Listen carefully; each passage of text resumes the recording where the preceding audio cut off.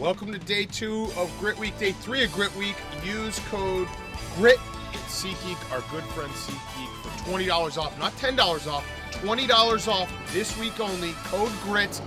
Here is more Coach O. All right, it has been a long time coming. This is one of the most exciting guests that I've ever introduced. It is Coach Ed Orgeron, Coach O, at Louisiana State University, head football coach. So it is Grit Week. Let's start there.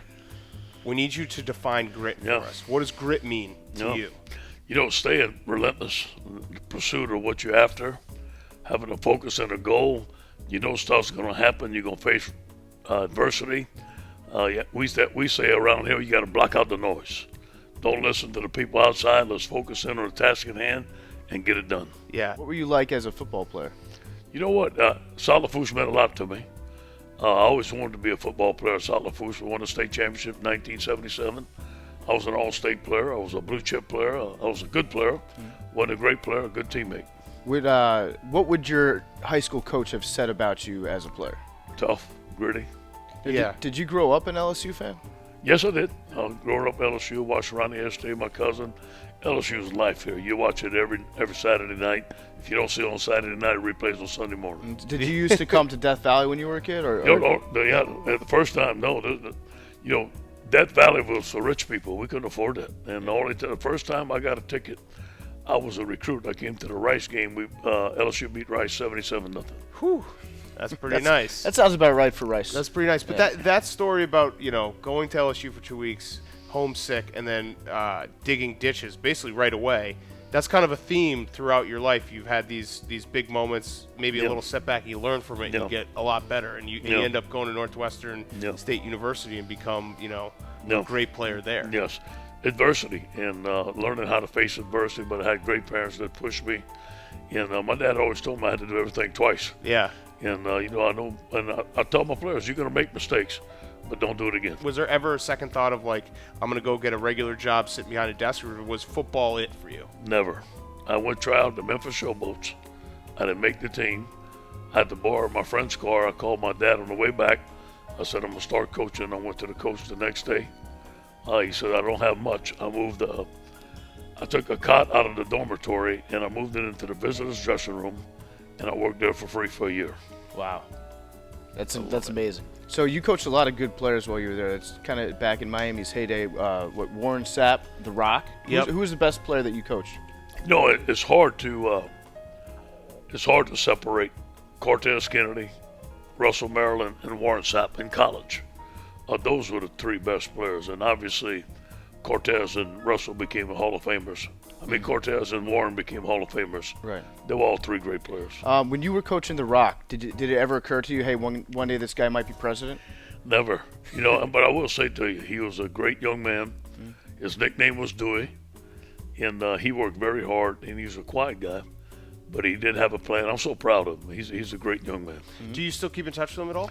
You know what? He'll hit me on the Twitter every once in a while. Yeah. I talk to his agent once or twice. Every time something big happens in my life, he'll tweet the support. Yeah. And I really appreciate it. Would you endorse The Rock for president if you're in?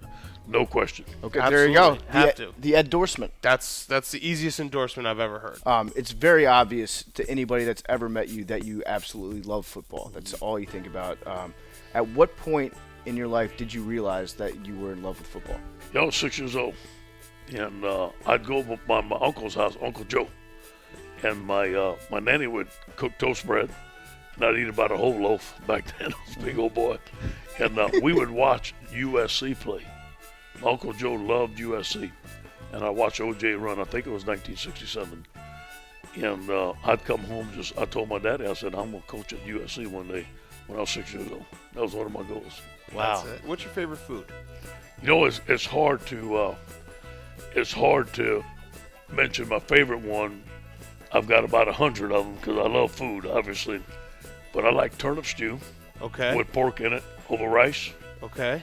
That might be one of my favorite things with fried veal cutlets. Ooh. Okay. I don't think I've ever had turnip stew. Yeah. How much I'm a big jambalaya soup do you guy, eat a though. week? You know what? I've got to watch it because my weight will jump up. Yeah. I can't eat all the good Cajun food I want. But every Sunday we have a blast, and we'll eat gumbo, jambalaya, spaghetti, whatever we want on Sunday. That's fantastic. Cheat day. Gotta have Yeah, a cheat day. Sunday Gotta have fun a day. cheat day. Diet starts Monday. That's how I've lived my entire life. At what point did you realize that you had a knack for being a great recruiter? When I first had a lot of success at Miami, but I was at a good school, and I loved it. I listened to Coach Johnson. I watched tape with Coach Johnson. I listened to him evaluate. Butch Davis was on that staff. I watched him recruit, how relentless he was. So I kind of, looked at those guys and I said, okay, I can do this like this. I can do this like that. Then I went to Syracuse, and it was Joe Powell was early recruiting everybody. I learned how to early recruit. We didn't know how to do that at Miami. So I kind of put all that together, and when I became recruiting coordinator with Coach Pete Carroll, I put all the things that I learned from all the great ones, and I just did it. How has your living room presence changed since back in the day at the University of Miami to right now? I probably keep my shirt on most of the time. Zach Fumble's the best player in football, right? Yeah. I agree. There you go. Well, Absolutely. shovel pass. Also- Big Cat likes to shovel pass. It won the Super Bowl. Yeah. Shovel. I've been saying shovel pass for a really long time. People don't respect the shovel What pass. about the fullback dive? Fullback dive, I was good in the 60s. Yeah. Yeah. It's still good today. So taking over as the head coaching position at a major program, whether that's Ole Miss, USC, LSU, how much of your job is spent doing X's and O's versus kind of managing everything else, or how much is spent teaching specific techniques to players as opposed to just being a CEO of the program? Yeah, I do not look at myself as just a CEO. I come to work early in the morning. I get that stuff done in the morning, before everybody gets to work. I'm organized. I do the practice schedules. I do the recruiting, anything I need to do, any administrative stuff I need to do, take care of. And then when it comes 8 o'clock, I'm all football. I'm ready to go. All during the day, I'm doing football. At night, we watch film. At night, before I go home, I check my duties, what I need to do. I'll do it. But I'm more of an on-the-field coach. I coach the defensive line. I'm hands-on. I watch every piece of film, offense and defense. We have a saying here: if we drill it, we film it. If we film it, we watch it. If it's broke, we fix it. That's what we do. I like it. Is there any jealousy from other position groups, like the tight ends or the wide receivers, and that they don't get the love that the defensive line gets from head coach? Yeah, you know what? At first, it could be a little uncomfortable, but I after individual, I will go to them. I will stand behind the offense. I will cheer for the offense. I do a lot of things with the offense that I didn't do when I was young. So I think the guys see it, but they also see the benefit of my expertise on the defensive line helping the team, so I think they understand. Yeah. So we have a little Lisa question. So it's promo code GRITTOUR, and you get $130 off your Lisa mattress. What is your dream for LSU and your time with LSU? National champ. I won national championship for the state of Louisiana for these players that they yearn for it, they work for it, and want to win a national championship. I read that when you and Pete met, you bonded over your love of recruiting. Is that true? Here's what happened. This is a great story. I was recruiting a young man named Sean Cody, okay? And Sean Cody's dad, Big Mike, wanted him to go to Notre Dame. And we didn't have a coach. I had been recruiting for 2 weeks with no coach. And people were looking at me like, what are you doing? I said, I'm recruiting. So you're recruiting for USC, no coach. No coach. And Mike Garrett had told us, listen, if you want to stay with USC, go on the road, recruit. Well, obviously a lot of guys didn't. Some guys did. I was one that did, okay? So I'm going out on the road recruiting, and people are saying, what are you doing? And laughing at you. I said, hey, they fired the head coach. They didn't fire me yet. And they're going, yeah, right. So anyway, it's about 2 weeks, and this is a great story. And I'm watching Sean Cody's state championship game. He was the USA Defensive Player of the Year. I went up to the stadium to shake Big Mike's hand. The mama and the grandma was there, and the coach from UCLA was to the left. The coach from Notre Dame was to the right. I went to shake Big Mike's hand. He says, hey, Coach, I'm sorry. My son is not going to USC. You don't have a coach, and I don't even know if you have a job. And then, obviously, the guy from UCLA and the guy from Notre Dame started laughing. Mm-hmm. I looked at Mike, and I said, I'm going to coach at USC as long as I want. I'm going to coach your son. So I left. It was about halftime. I said, you know what? I ought to go up there and give those guys a piece of my mind. I said, you know what? Not a good idea. Yeah. So I'm going home. If you guys are in Los Angeles, I'm going down the 714 highway, freeway. I'm going to Aliso Viejo in my hometown. And my friend Barry Sher calls me. He says, Coach, what are you doing? You know, in California, they have several state championships. I said, I'm on my way home from a state championship. I said, hey, you ought to come to Anaheim Stadium. I looked 100 feet. There's the sign to Anaheim Stadium. I said, I'm coming. I go there. It's about 10 o'clock on a Saturday night. Barry Sher, my friend, gives me a sideline pass to go on the sideline. It's 10:30. It's foggy. I'm watching, I believe it was Loyola versus Long Beach Poly. They had the 5 great juniors. I knew every one of them. Guess who walks up to me? Pete Carroll. I got my USC stuff on. He says, Coach, what are you doing? I said, I'm recruiting. He goes, for who? I said, USC. He says, you know these players out here? And I said, yeah, there's Manuel Wright. There's Herschel Dennis. And I talked about all the players. And I looked at him. I said, what are you doing? He said, I'm going to be named the head coach at USC on Monday. I said, really? I said, okay, good. I said, well, Coach, I'm going to be in some schools on Monday morning. I'm going to get you on the phone with some recruits. We're going to call the recruits, and here we go. So he says, okay. He said, here's my number. Don't tell nobody I'm in town. I said, all right. And he never told me he was going to get a job or nothing. So I go to Sean Cody's school on Monday. I get Coach on the phone with him. He's going to be the first guy to talk to Sean Cody, all that stuff. And so he said, hey, Eddie, what are you doing at 2 o'clock? I got my press conference.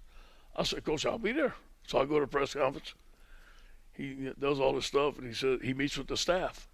And I'm sitting in a corner, and he goes, you know, guys, a lot of good coaches on the staff, but I'm going to start with you. I'm not keeping anybody. And I went, are you kidding me? And I was walking out. He goes, all except you, Eddie. Let's get to work. Oh, man.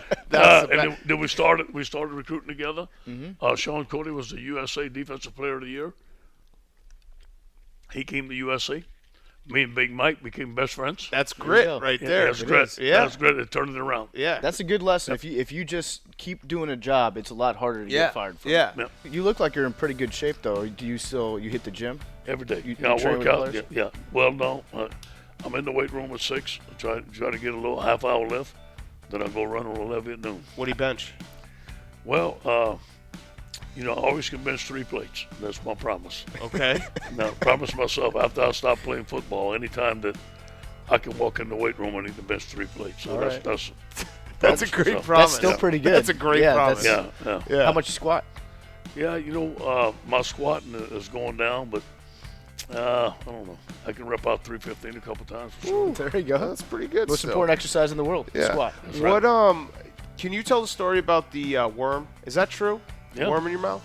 Yeah. So what happened there? I got the story from Joe Raymond Peace, who was a great offensive line coach at Northwestern State. And here's the story, okay? And he did it, and I did it in the spring game my senior year. And it's kind of funny. After the practice, we had a spring game the next day, and I was looking for worms on the field. And my coach goes, my nickname's Baby. He goes, Baby, what are you doing here? I said, Coach, I'm looking for some worms. He goes, and there were some worms on the field. He goes, okay. Well, here's the big one here. He said, Baby, you going fishing? I said, no, Coach, I just got a little motivational speech I'm going to get to the team. So here's the deal. So we had a big deal that night in spring game. It was my senior year. I was the team captain, and I got up, and I said the story. There was 2 men fishing in ice holes in Alaska. And one was catching fish, and the other one wasn't. And he looks at the guy, he says, man, hey, how you catching all that fish? He said, man, I'm using worms. He goes, I'm using worms too. He said, yeah, but I need to feed my family. He said, the only way I know how to feed my family is catch these fish, and I got to do whatever it takes. He said, I'm going to tell you my secret. Those worms got to be real warm before you put them on the hook. He said, I keep them in my mouth to warm them up. Then I put them on the hook. And I said, just like that fisherman doing whatever it takes for his family, to feed his family, I'll do whatever it takes to win. And I pulled out that big old worm. I had it in my mouth. That thing was crawling around in between my teeth, man. I was so glad to get that worm out my mouth, I promise you. But that was 23 years old. That was a long time ago. You got to bring that back for a big game, maybe Alabama game this The year. worm returns. Yeah. Maybe I'll get an assistant to do it. Yeah.